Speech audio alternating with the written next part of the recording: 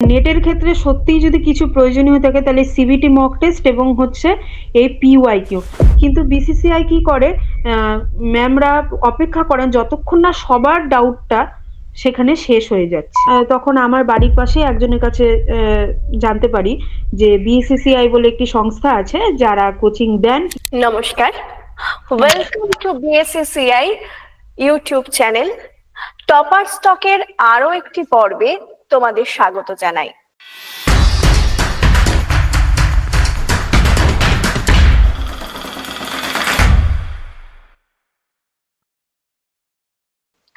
আজ আমাদের সঙ্গে রয়েছে সুদূর রায়গঞ্জ থেকে মধুরিমা পাল।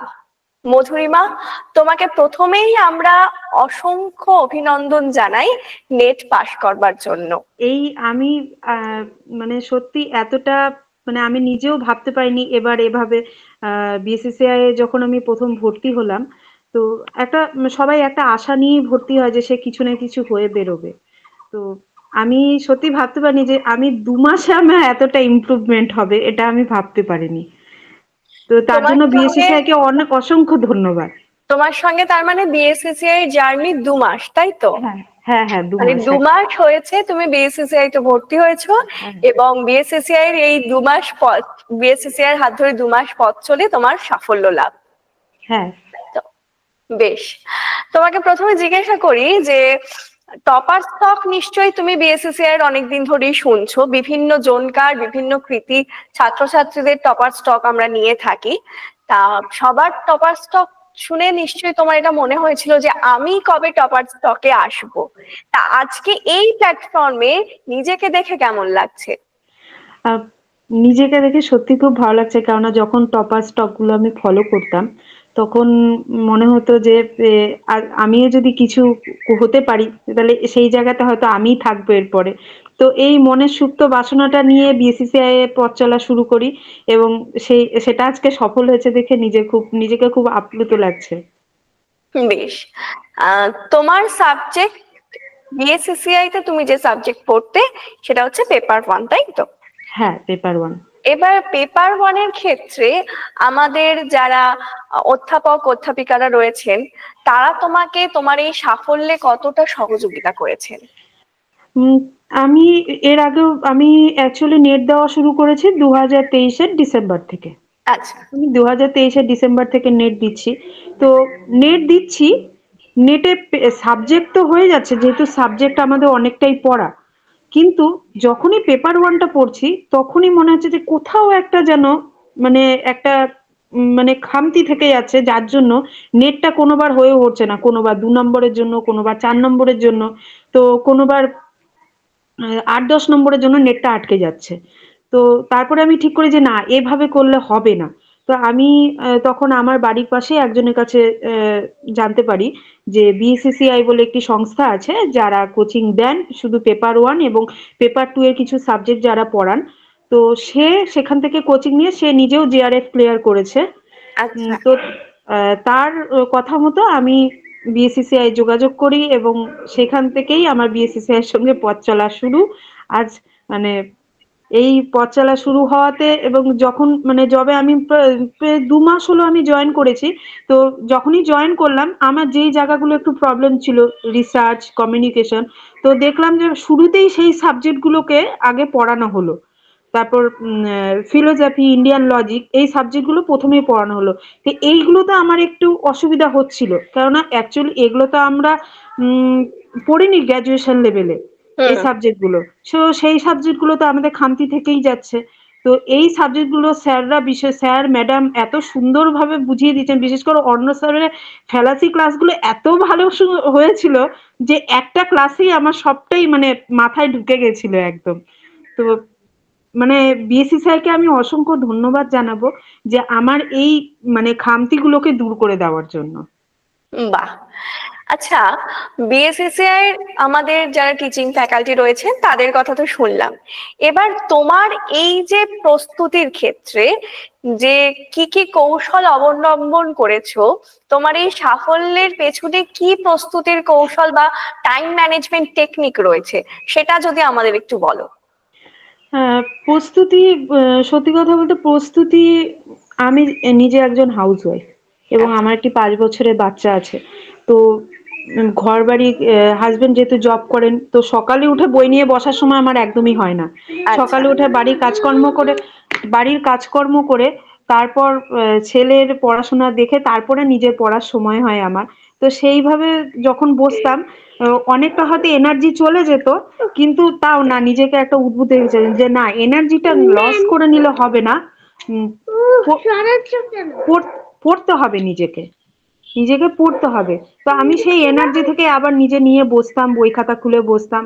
এরকম অনেকদিন হয়েছে, হয়তো সারাদিনে 4-5 ঘন্টা ঘুমিয়েছি আমি, অসুস্থও হয়ে গেছি, কিন্তু তাও হালটা আমি ছাড়িনি। বেশ।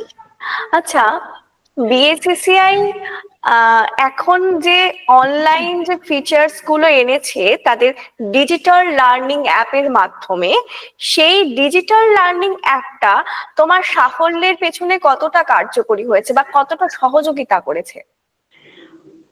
ডিজিটাল লার্নিং অ্যাপ আমার সাফল্যের পিছনে অনেকটাই বড় কারণ আমি বলবো, কেননা শুধু রায়গঞ্জ থেকে আমার পক্ষে বিএসসিসিআই তে গিয়ে অফলাইন ক্লাস করা একেবারেই সম্ভব নয়। তো ভালো জায়গায় কোচিং নিতে হলে সেখানে গিয়ে আমাকে থাকতে হবে, আর যেহেতু আমি একজন হাউস ওয়াইফ, আমার পক্ষে সেটা একেবারেই সম্ভব নয়। তো সেই জন্য এই ডিজিটাল লার্নিং অ্যাপ আমাকে অনেকটাই সাহায্য করেছে। এবং সবচেয়ে বেশি যেটা আমার সাহায্য করে, যে দুটো জিনিস আমার লার্নিং অ্যাপের মধ্যে ভালো লাগতো, সেটা হচ্ছে সিবিটি মক টেস্ট এবং আহ, আমাদের যে স্টাডি মেটেরিয়াল যেটা কি আছে বিএসসিসিআই, সেখানে মাইন্ড ম্যাপ, এই দুটো জিনিস আমাকে খুব হেল্পফুল করেছে। স্টাডি মেটেরিয়াল আমি পড়েছি, পড়ার পরে যখন আমি রিভিশন করতাম, আমি সে মাইন্ড ম্যাপটা খুলে বসতাম রিভিশন করার জন্য। আমি তখন স্টাডি মেটেরিয়ালটা খুলতাম না, মাইন্ড ম্যাপটা খুলতাম এবং সেখানে দেখতাম যে কোন কোন জায়গাগুলো আমার তৈরি হয়েছে, কোন কোন জায়গাগুলো তৈরি হয়নি। যে জায়গাগুলো তৈরি হয়নি সেই জায়গাগুলোকে আমি আবার স্টাডি মেটেরিয়ালটা খুলে ঝালিয়ে নিতাম। আর সিবিটি মক টেস্ট বলতে গেলে, সিবিটি মক টেস্টটা এই জন্যই খুব ইম্পর্টেন্ট, কারণ সিবিটি মক টেস্ট না দিলে আমি আমার জায়গাটা বুঝতে পারছিলাম না যে আমি কতটা তৈরি। তো আর সবচেয়ে যেটা আমার ভালো লাগতো, সিবিটি মক টেস্ট দেওয়ার পর একটা র্যাঙ্কিং লিস্ট বেরোতো। তো সেই লিস্টটা দেওয়ার জন্য, মানে দেখার জন্য নিজে খুব, মানে আগ্রহী হয়ে থাকতাম যে কতক্ষণে লিস্টটা বেরোবে এবং আমি আমার জায়গাটা কতটা সুনিশ্চিত করতে পেরেছি, সেই র্যাঙ্কটা আমি দেখতাম নিজে। এবং আমার র্যাঙ্ক সত্যি কথা বলতে কোনোদিনই 5-6 এর নিচে নামেনি। আমার বাহ। র্যাঙ্ক হায়েস্ট 3 ছিল, এবং তারপরে 5, 6, 7 এইটুকুর মধ্যেই বিলং করতো। তো আমি সেটা থেকে নিজেকে, আর যেই মক টেস্ট গুলো যেই বিষয়ে নেওয়া হতো, যেই সাবজেক্ট গুলোর উপরে, যেই পেপার ওয়ানে যে বিষয়গুলোর উপর নেওয়া হতো, এবং কোশ্চেন লেভেল সত্যিই খুব ভালো ছিল। নেটে হয়তো এর থেকে আরো একটু কম কোশ্চেন লেভেলটা আরো একটু মডারেট থাকে, কিন্তু বিএসসিসিআই এর হাই লেভেলের কোশ্চেন আমাকে অনেকটা বেশি, এক ধাপ আরো বেশি আগিয়ে দিয়েছে এবার। বাহ। এই যে তখন তুমি সিবিটি মক টেস্টের ব্যাপারে কথা বললে, তখন তোমাকে জিজ্ঞাসা করি, এই যে বিএসসিসিআই এর যে সিরিজ রয়েছে, সিবিটি মক টেস্ট বা পিওয়াইকিউ, এই সিবিটি মক টেস্ট বা পিওয়াইকিউ নেটের ক্ষেত্রে কতটা প্রয়োজনীয় তোমার মনে হয়? নেটের ক্ষেত্রে সত্যিই যদি কিছু প্রয়োজনীয় থাকে, তাহলে সিবিটি মক টেস্ট এবং হচ্ছে এই পিওয়াইকিউ। কেননা শুধু মেটেরিয়াল পড়ে গেলেই তো হবে না, সেটাকে আমরা কতটা নিজের ভেতরে রাখতে পেরেছি সেটাও দেখা, পরীক্ষা করাটা সত্যি খুব আবশ্যক। এবার আমি শুধু পড়ে গেলাম, এবার আমি কিছু দেখলাম না যে আমি কতটা নিজেকে তৈরি করলাম। এই তৈরি করাটার পিছনে সিবিটি মক টেস্ট এবং পিওয়াইকিউ আমাদেরকে অনেকটা আগিয়ে দেয়। পিওয়াইকিউ এর কথা কেন আমি বেশি করে বলবো, কেননা পিওয়াইকিউ দেখলে পরে আমরা বুঝতে পারবো যে নেটে কি ধরনের কোশ্চেন আসে, তাহলে আমরা সেইভাবে নিজেকে তৈরি করতে পারবো কোন কোন জায়গা থেকে কোশ্চেন আসে। আজকে পিওয়াইকিউ এর একটা কোশ্চেন আমি খুলে দেখলাম, এবং সেই একটা কোশ্চেন থেকে আরো কত ধরনের কোশ্চেন হতে পারে সেটা আমরা পিওয়াইকিউ দেখেই একমাত্র বুঝতে পারি। সেই জন্য আমি বলবো পিওয়াইকিউ এবং সিবিটি মক টেস্টটা খুবই জরুরি। বেশ। আচ্ছা, পিওয়াইকিউ দিয়েছো, বিএসসিসিআই স্টাডি মেটেরিয়াল পড়েছো, এবার এটা বলো যে আমাদের এই যে তোমার যে এই যে সাফল্যের ক্ষেত্রে কোন কোন বই তুমি ফলো করেছো? আমার সাফল্যের ক্ষেত্রে স্যার, আমি যখন বিএসসিসিআই প্রথম ভর্তি হই এবং অ্যাপটা ডাউনলোড করি, সেখানে একটা বুক লিস্ট দেওয়া ছিল। তো সেই বুক লিস্ট অনুযায়ী 2-3টে বই ছিল, যেটা আমি আনাই বই বিপণী থেকে, সেই বইগুলো আমি আনাই। তো সেই বইগুলো আনার পর কিছু বাইরেরও যদি পড়ার থাকে, ম্যামরা পিপিটি তো দিয়ে দিতেন।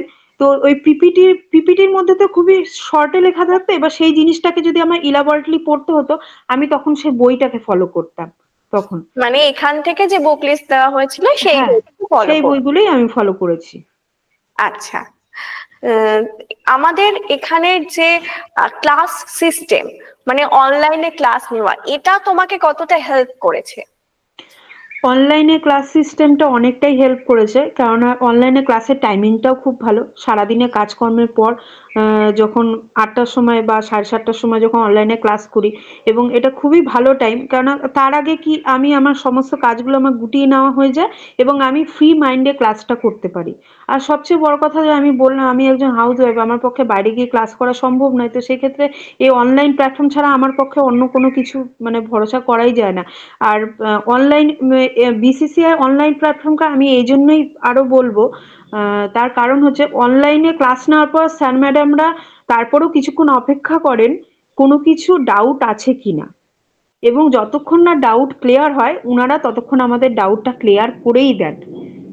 এই জিনিসটা খুব ভালো, যে জিনিসটা আমি অন্য কোনো জায়গাতে দেখিনি কখনোই। যে অনলাইন ক্লাস হলো তো ব্যাস হয়ে গেল, দু একটা ডাউটের কোশ্চেন নিয়ে ছেড়ে দিল। কিন্তু বিসিসিআই কি করে, ম্যামরা অপেক্ষা করেন যতক্ষণ না সবার ডাউটটা সেখানে শেষ হয়ে যাচ্ছে। তারপরেও যদি কিছু ডাউট থাকে, মডারেটর ম্যাম আছেন, ওনাকে কোশ্চেন করলে উনি তার রিপ্লাই দিয়ে দেন।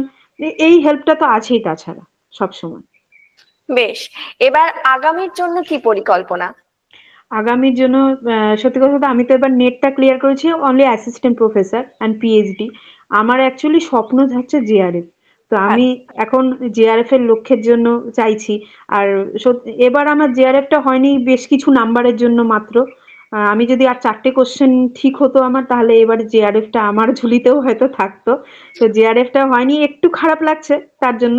তো তার জন্য আবার করে প্রস্তুতি নেওয়া শুরু করে দিয়েছি, এবং আগামী নেটে চাইবো যে জেআরএফটাও যেন হয়ে যায়, এই বিশ্বাস নিশ্চয়ই রাখছি। নিশ্চয়ই নিশ্চয়ই, অবশ্যই হবে। আগামীর পথ তোমার আরো প্রশস্ত, সুদীর্ঘ হোক, এই কামনা করি আমরা। খুব ভালো থেকো, সুস্থ থেকো, এবং নিজে যে লড়াইটা করছো, নিজে যে স্বপ্নটা দেখেছো, সেই স্বপ্ন যাতে পূরণ করতে পারো, আমরা সকলে ফুল বিএসসিসিআই টিম আমরা সেই কামনা করছি। Thank you madam, thank you very much. Thank you.